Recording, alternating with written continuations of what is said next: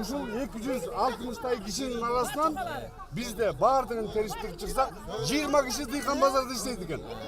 Калган 230 киши, 240 киши дыйкан базарына никакого отношения не имеет.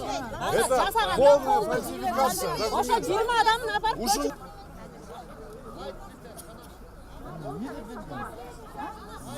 Сен уялбайсың ба? Мені қарай, мені қарай. Ушунча елдің арасында 12 киши кыз Ушундай күркүрөп турган адам көзүңө көрүнбөй, 12 киши жүргендиби? Мен эми бул 12 киши эжеке жүргендиби? уксаңыз, мен бул вопрос боюнча администрацияга келип атам. Чындыкты чыгаргыла.